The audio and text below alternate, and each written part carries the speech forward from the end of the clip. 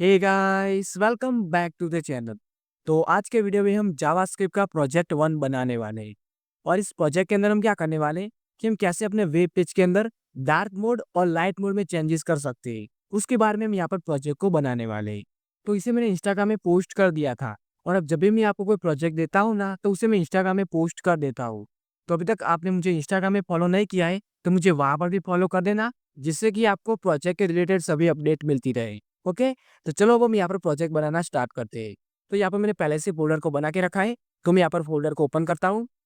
तो इसके अंदर मैंने यहाँ पर एक एचटीएमएल की फाइल बनाई है, एक सीएसएस की फाइल बनाई है और एक जावास्क्रिप्ट की फाइल बनाई है। और अब यहाँ पर मैंने सीएसएस को और जावास्क्रिप्ट को एचटीएमएल के साथ लिंक भी कर दिया है। ओके, तो चलो अब हम यहाँ पर प्रोजेक्ट बनाना स्टार्ट करते हैं। तो सबसे पहले मैं क्या करता हूँ कि यहाँ पर एक मेन बनता हूँ। ओके, और इसके अंदर मैं यहाँ पर एक H1 टैग बनाता हूँ और इसके अंदर मैं लिखता हूँ चेंज मोड। ओके, उसके बाद यहाँ पर मैं एक पी टैग बनाता हूँ और इसके अंदर मैं यहाँ पर लिखता हूँ लॉरेम 200। अब देखो, ये जो लॉरेम होता है ना, ये क्या करता है कि मैं यहाँ पर रैंडम टेक्स्ट को देता है और हम यहाँ पर लॉरेम के बाद जितनी वैल्यू लिखते हैं, इतने हमें ये कैरेक्टर लिख के देता है। ओके, तो यहाँ पर मैंने 200 लिखा है, तो ये मैं यहाँ पर 200 कैरेक्टर लिख के दे रहा है। अब इसे मैं यहाँ पर रैप कर देता हूँ, तो यहाँ पर मैं अल्टर जेड दबाता हूँ और अब मैं क्या करता हूँ कि इसे मैं सिलेक्ट करता हूँ और इसे मैं यहाँ पर 2 बार कॉपी कर देता हूँ। ओके, उसके बाद अब मैं क्या करता हूँ, यहाँ पर इस H1 के नीचे एक स्पान बनाता हूँ। तो यहाँ पर मैं लिखता हूँ स्पान और इसके अंदर मैं यहाँ पर एक क्लास को अप्लाई करता हूँ, यहाँ पर मैं लिखता हूँ डॉट मूव। ओके, और अब इसके अंदर मैं यहाँ पर एक बटन बनाता हूँ और इसकी वैल्यू में मैं लिखता हूँ चेंज मोड। ओके, और अब यहाँ पर मैं इस बटन के ऊपर ऑन क्लिक को यूज़ करता हूँ और यहाँ पर मैं एक फंक्शन को कॉल करवा देता हूँ और इसका मैं नाम लिखता हूँ चेंज मोड। ओके, अब इसे कंट्रोल एस कर दे और अब यहाँ पर मैं स्टाइल और सीएसएस के अंदर जाता हूँ और अब यहाँ पर मैं यूनिवर्सल सिलेक्टर को यूज़ करता हूँ और यहाँ पर मैं डिफ़ॉल्ट मार्जिन और पैडिंग को 0 कर देता हूँ। ओके, उसके बाद यहाँ पे मैं फ़ॉन्ट फैमिली बनाता हूँ और इसके अंदर मैं यहाँ पर लिखता हूँ एरियल। ओके, अब उसके बाद यहाँ पर मैं क्या करता हूँ कि मेन के अंदर की हमारे H1 को टारगेट करता हूँ और इसके अंदर मैं यहाँ पर टेक्स्ट अलाइन सेंटर कर देता हूँ। ओके, उसके बाद यहाँ पर मैं मार्जिन की प्रॉपर्टी बनाता हूँ और इसके अंदर मैं यहाँ पर लिखता हूँ 25 पिक्सल और 0। ओके, तो अब इससे क्या होगा कि यहाँ पर हमारे मेन के अंदर का जो H1 है ना, ये सेंटर में आ जाएगा और इसके ऊपर टॉप और बॉटम से 25 पिक्सल की मार्जिन आ जाएगी। ओके, अब मैं क्या करता हूँ कि यहाँ पर मैं लिखता हूँ मेन के अंदर का फ्री टैग और अब यहाँ पे मैं पैडिंग की प्रॉपर्टी बनाता हूँ और इसके अंदर मैं यहाँ पर लिखता हूँ 25 पिक्सल। ओके, अब हम इसे कंट्रोल एस करते हैं और अब हम इसका आउटपुट देखते हैं। तो मैं यहाँ पर गो लाइन पर क्लिक करता हूँ, तो देखो यहाँ पर हमारी सभी चीज़ें आ रही है।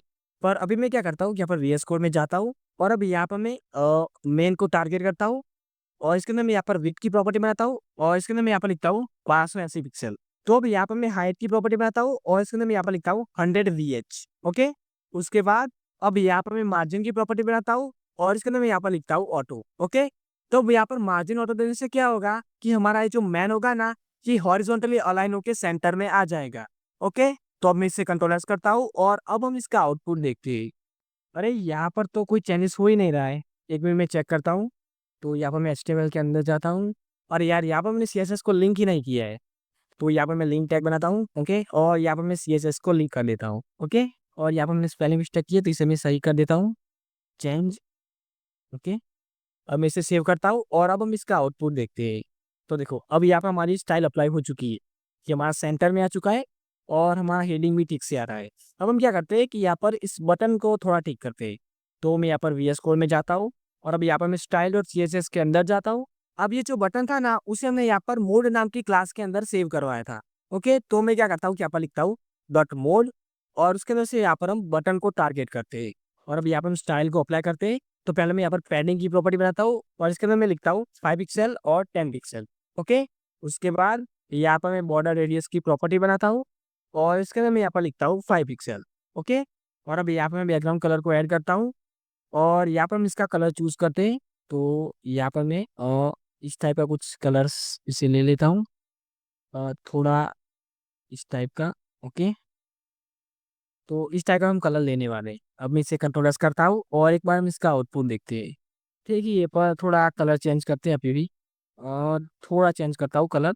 ओके, हाँ, अब ठीक होगा और इसके साथ यहाँ पर मैं कलर की प्रॉपर्टी को अप्लाई कर देता हूँ और इसके अंदर मैं यहाँ पर लेता हूँ FFF। ओके, अब इसे सेव करते हैं और अब हम इसका आउटपुट देखते हैं।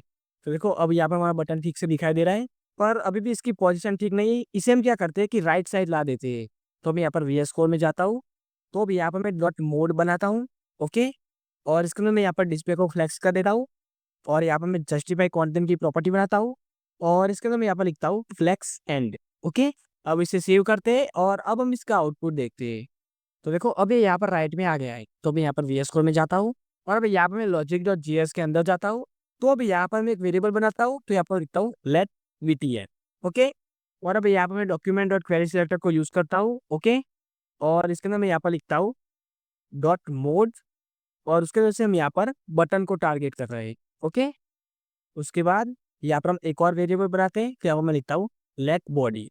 ओके, तो अब यहाँ पर मैं डॉक्यूमेंट डॉट क्वेरी सिलेक्टर को यूज करता हूँ, और इसके अंदर मैं यहाँ पर लिखता हूँ बॉडी। ओके, तो पहले मैं यहाँ पर बॉडी के ऊपर स्टाइल को अप्लाई करता हूँ, तो यहाँ पर मैं CSS के अंदर जाता हूँ, और अब यहाँ पर मैं बॉडी को टारगेट करता हूँ। ओके, और अब इसके अंदर मैं यहाँ पर बैकग्राउंड कलर की प्रॉपर्टी बनाता हूँ, और इसके अंदर मैं यहाँ पर लिखता हूँ वाइट। ओके, अब मैं इसे सेव करता हूँ। अब देखो यहाँ पर ने क्या किया था कि हमारा ये जो बटन है ना, इसके ऊपर हमने यहाँ पर एक फंक्शन को कॉल करवाया था, और इसका हमने नाम लिखा था चेंज मोड। तो मैं क्या करता हूँ कि यहाँ पर मैं जीएस के अंदर जाता हूँ और इस फंक्शन को क्रिएट करता हूँ। ओके, तो अब यहाँ पर मैं एक एरो फंक्शन बनाता हूँ, यहाँ पर मैं लिखता हूँ लेट चेंज मोड।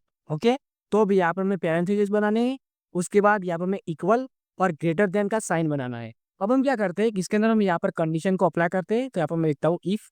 ओके, और अब यहाँ पर मैं लिखता हूँ body dot style dot background colour equal to white. Okay, तो अब यहाँ पर मैं कंडीशन को अप्लाई कर रहे हैं, और इसके अंदर हम क्या रहे हैं कि अगर हमारे बॉडी का बैकग्राउंड कलर वाइट हो, तो अब इस केस में हम यहाँ पर एक टास्क को परफॉर्म करवाना चाहते हैं। तो हम क्या करेंगे कि यहाँ पर body dot style dot background colour, और इसे हम यहाँ पर कर देंगे ब्लैक। ओके, उसके बाद यहाँ पर हम body dot style dot colour को यहाँ पर हम कर देते हैं वाइट। ओके, तो यहाँ पर मैं लिखता हूँ वाइट। तो अब यहाँ पर हम क्या कर रहे हैं, यहाँ पर हमने बटन के ऊपर चेंज मोड नाम का फंक्शन कॉल करवाया था।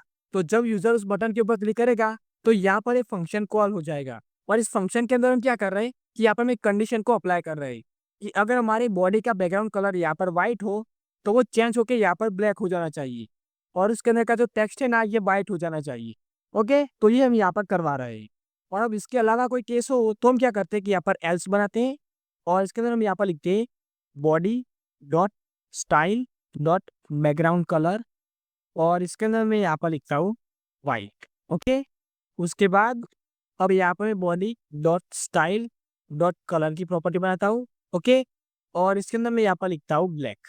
ओके, तो अब इससे क्या होगा कि जब यूजर यहाँ पर पहली बार बटन के ऊपर क्लिक करेगा, तो यहाँ पर चेंज मोड नाम का फंक्शन कॉल हो जाएगा, और अब ये फंक्शन क्या करेगा कि यहाँ पर चेक करेगा कि हमारी बॉडी का बैकग्राउंड यहाँ पर व्हाइट है। अगर ये व्हाइट होगा, तो उसे चेंज करके यहाँ पर ब्लैक कर देगा, और उसके अंदर का जो टेक्स्ट होगा ना, उसका कलर यहाँ पर व्हाइट कर देगा। तो मतलब कि यूजर पहली बार क्लिक करेगा, तो भी यहाँ पर हमारी इफ वाली कंडीशन चल जाएगी, और यहाँ पर ये एल्स वाली नहीं चलेगी। ओके, उसके बाद जब यूजर यहाँ पर दूसरी बार क्लिक करेगा ना, तो क्या होगा कि यहाँ पर चेंज मोड नाम का फंक्शन फिर से कॉल होगा, और अब ये जो फंक्शन होगा ना, ये बॉडी का बैकग्राउंड चेक करेगा। तो अब ये व्हाइट नहीं होगा, तो क्या होगा कि यहाँ पर ये इफ वाली कंडीशन नहीं चलेगी, पर यहाँ पर हमारी एल्स वाली कंडीशन चल जाएगी। ओके, तो अब मैं इसे कंट्रोल एस करता हूँ, और अब हम इसका आउटपुट देखते हैं। तो अब यहाँ पर ये सभी चीजें ठीक से आ रही है। तो अब मैं क्या करता हूँ कि यहाँ पर इस बटन के ऊपर पहली बार क्लिक करता हूँ, तो देखो यहाँ पर हमारा ये बैकग्राउंड ब्लैक हो चुका है, और इसके अंदर का ये जो टेक्स्ट है ना, इसका कलर यहाँ पर व्हाइट हो चुका है। अब मैं क्या करता हूँ कि यहाँ पर दूसरी बार क्लिक करता हूँ, तो देखो यहाँ पर हमारा बैकग्राउंड यहाँ पर व्हाइट हो चुका है, और हमारा जो टेक्स्ट है ना, इसका कलर यहाँ पर ब्लैक हो चुका है, और इस तरह से यहाँ पर हमने इस प्रोजेक्ट को कंप्लीट कर दिया है। ओके, तो मैं यहाँ पर VS कोड में जाता हूँ। अब देखो ऐसा जरूरी नहीं है कि मैंने जिस तरह से कोड लिखा है, आपका कोड भी इस तरह से ही होगा। मे भी आप में से कई लोगों ने इसे दूसरी तरीके से भी बनाया होगा। हम इसे दूसरे तरीकों से भी बना सकते हैं, पर आपको सिर्फ ये चीज का ध्यान रखना है कि यहाँ पर लॉजिक कैसे वर्क करता है, इसके बारे में आपको पता होना चाहिए। ओके, तो अब हम बात करते हैं कि आपको ये नोट्स कैसे मिलेगी, मतलब कि यहाँ पर हमने जो कोड किया है, तो आपको ये फाइल कैसे मिलेगी। तो मैंने डिस्क्रिप्शन में आपको वेबसाइट के लिंक दे दी है, या आप गूगल में डायरेक्ट भी सर्च कर सकते हैं srprogrammist.blogspot.com, और उसके बाद वहाँ पर आपको नोट्स के सेक्शन में जाना है, और उसके बाद प्रोजेक्ट नंबर के अकॉर्डिंग आपको इसे डाउनलोड कर देना है। जैसे कि ये हमारा जावास्क्रिप्ट का प्रोजेक्ट 1 है, तो वहाँ पर आपको जावास्क्रिप्ट प्रोजेक्ट 1 लिखा हुआ दिखाई देगा। उसके सामने जो डाउनलोड का बटन होगा ना, वहाँ पर आपको क्लिक करना है। जैसे आप वहाँ पर क्लिक करेंगे तो आप ड्राइव में रिडायरेक्ट हो जाएँगे। और ड्राइव में क्या होता है कि हमने जो भी फ़ोल्डर अपलोड किया होता है उसका नाम ऊपर दिखाई देता है और उसके अंदर जो भी फ़ाइल होती है ना वो हमें बीच में दिखाई देती है। तो यहाँ पर मैंने 3 फ़ाइल बनाई है तो आपको ये तीनों फ़ाइल वहाँ पर दिखाई देगी। तो आपको इसे डाउनलोड कर देना है। तो इस तरह से आपको नोट्स मिलने वाली है। सो आई होप आज के वीडियो में मैंने आपको जो भी समझाया वो आपको समझ आ गया होगा। और अभी तक आपने हमारे चैनल को सब्सक्राइब नहीं किया है तो प्लीज़ सब्सक्राइब कर देना। So, thanks for watching and I will meet you in next one.